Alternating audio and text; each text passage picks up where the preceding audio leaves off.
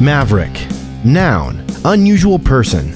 A visionary, leader, go-getter, an independent thinker. They see the vision for their life and pull that future towards them with an unyielding belief that things can and must be better. They achieve what most won't.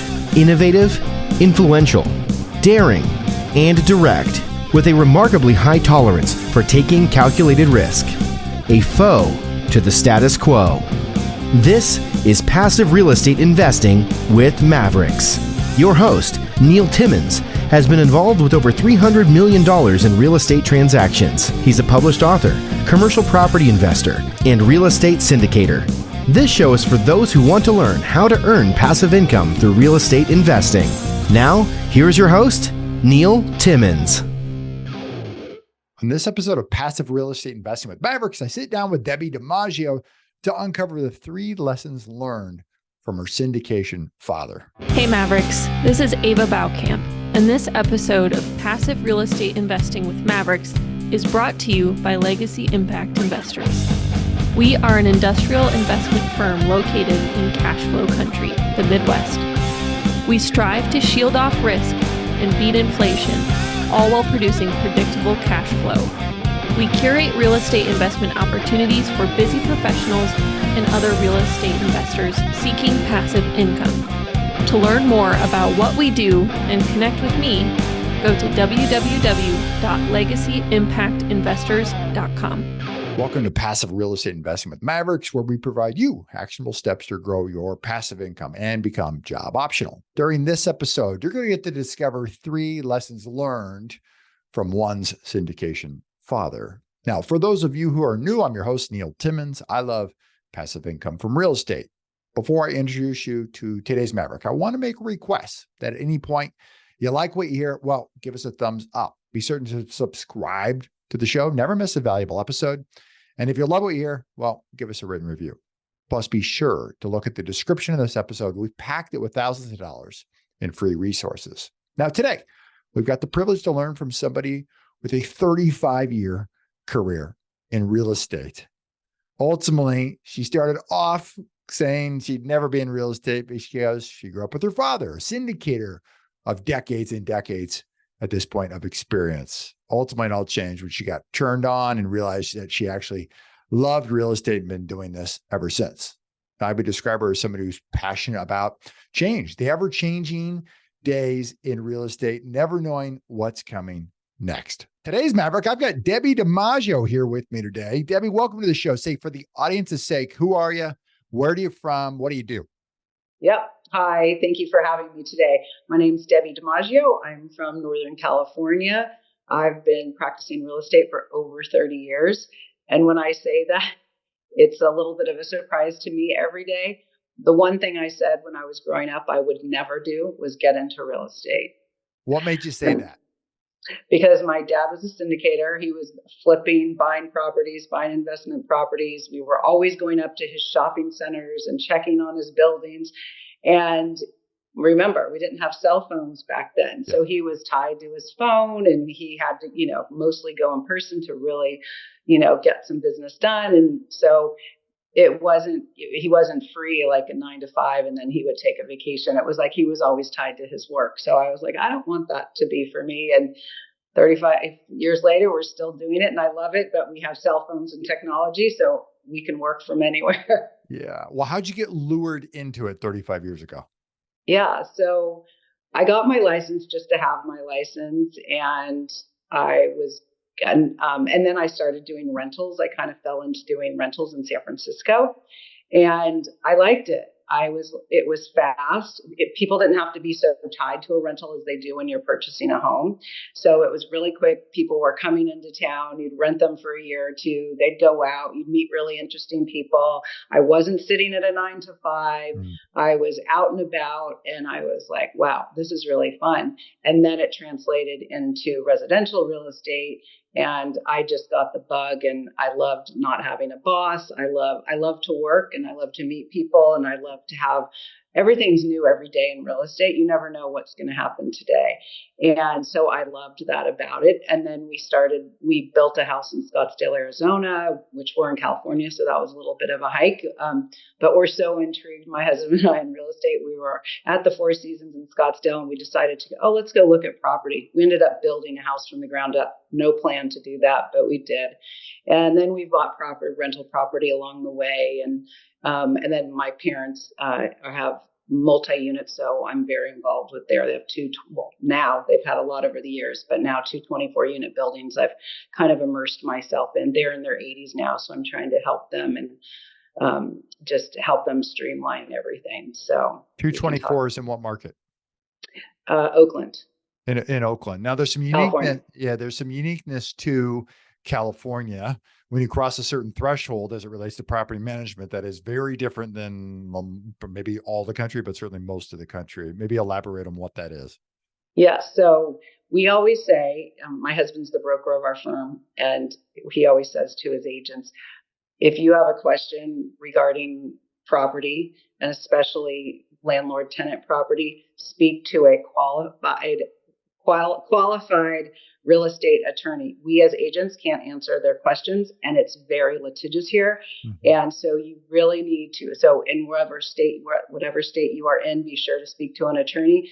The last thing you want is to be sued. I mean, tenants will sue for anything, and you have to be careful, and you need to know your rights and their rights. So it could be smooth because it could be a disaster. Now, if you own a property in California or in Oakland, no, it's in California, and there's 16 units or more, you need to have an on-site manager. So we have an on-site manager, and then we also have an off-site manager.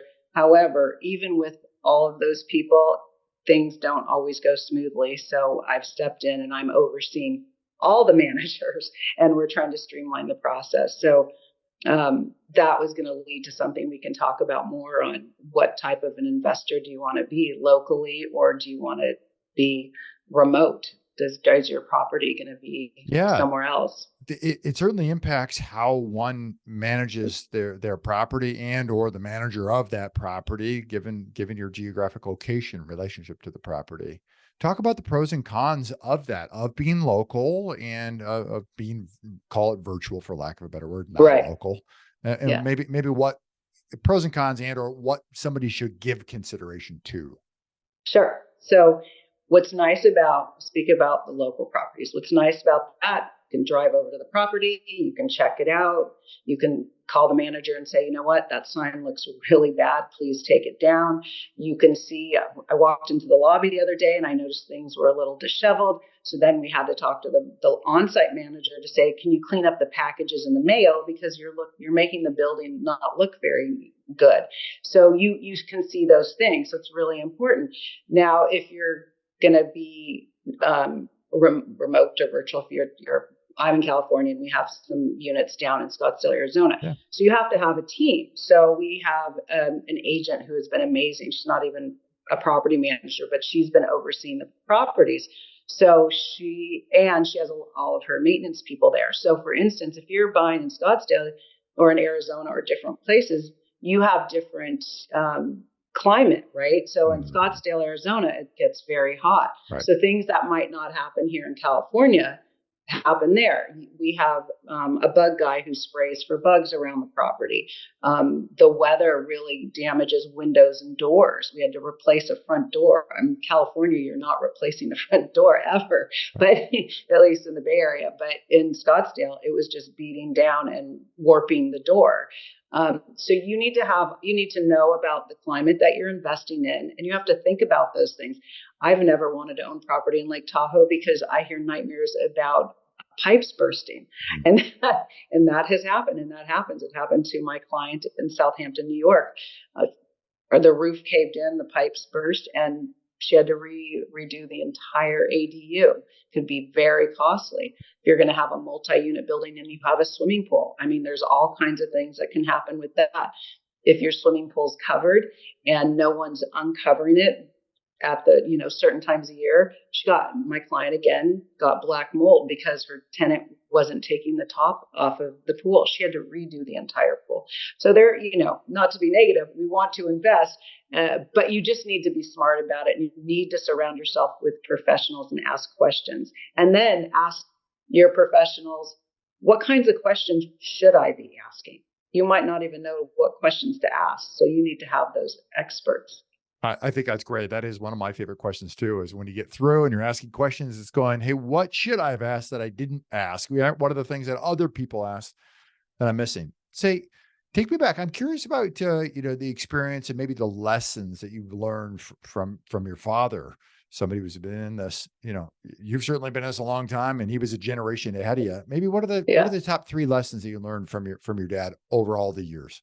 Yep. Number 1 is don't wait to buy real estate. Buy real estate and wait. We've got, I'm sure tons of people, they want to do it, but the rates are too high, or the rates are going to come down, or I'm not quite ready yet, or I need to do this, or I need to do that. Just do it, because you can wait forever. My father bought the 2 24-unit buildings back in the late 70s. And he was very young and newly married. And he, now he's in his 80s, and he has those 2 buildings, and we're remodeling the units as they become vacant. But so just buy now. I'm telling my son, who's now in the business with us, he's not ready to buy yet, but I said, go speak with a lender. Personally, you just go without us. You go speak to a lender and learn what you have to do to get prepared to buy a property, and then talk to your friends. We want to start these kids younger. There's things you can do if you need to up your credit score. There's so many different things you could do. So if you know what you have to do, you can lay a runway so you can take off. The second thing, of course, he's always said, is location, location, location. That could be for residential, but it could be for any property. But again, you want to make sure what climate you're buying in and know what goes along with that.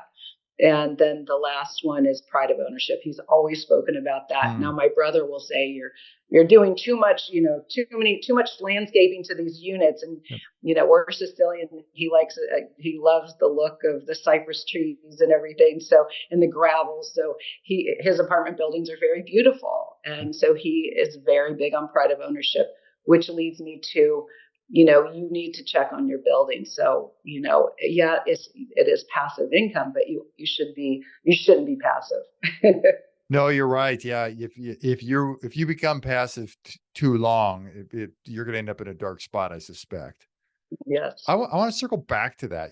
What are the things that you, as a result of managing the managers, what are the top 2 or 3 things that you've learned as a result of that, things that you need to pay particular attention to? And, that would lead in itself from somebody having their own on-site management, or also having, third-party management, giving thought to what should they pay attention to if they're going to just outsource that whole thing. Sure. So you want to make sure, number 1, the most important thing, and this is where the whole disconnect has been with this group, is communication. Communication is so key.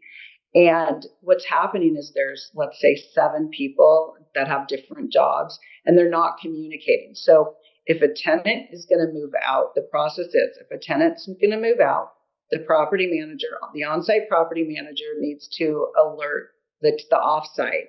Then there's someone there that has to assess what needs to be done to the unit. Then you have to communicate that to the worker, and then, and then the worker back. And then it's like, okay, we have approval. The property manager takes the photo. It's ready to start marketing. So there was such a huge disconnect. And because there was no one leading, nothing was getting done until my mom broke down and said, our units aren't being rented. And I said, fine. So I stepped in. And so now I'm managing everything. So we listed the units for rent. It goes through me. I forward the leads. Which leads me to the second thing, communication. Number 1, accountability. I'm holding everyone accountable. I send the email to the 2 property managers, and I copy everyone. I send the lead, and then they respond to me. I've reached out to that person. And so now I'm holding them accountable. They have no excuse not to answer the phone, not to reply to the email. And then I'm following the process along to the offsite, who will then provide the the application and the process, etc. And now it's taken me a couple months. I mean, I did it a year ago and thought everything had a system. No, the offsite's now hired 2 other people to help, hopefully. And so I'm managing that, and I'll continue to oversee it because it's not so hard for me. It was very frustrating, but now I think with the new people, but it's a lot of holding people accountable. Sure. It's not going to be as easy, but I will stay in it and, and just help manage the managers. Yeah. I think there was a unit that hadn't been rented for a year, and I think that's impossible because I rented 6 units. I've got so many people. I have so many people inquiring. I'm like, this is impossible. How is this? How? Yeah. Well, and I would think in today's environment where the occupancy levels are so high, I mean, you got to try not to rent a place. Yeah, for a it's year. just so. Yeah. Yeah, and you have to adjust rent, so you have to know the market. Correct. You have to have conversations. So communication, accountability, and follow through. I mean, everyone's got to follow through. So you got to hold them accountable so they will follow through, so everything can run smoothly. Yeah. Houses and apartments. It sounds like you're a big fan, and largely your focus is in the residential space. Is that fair to say?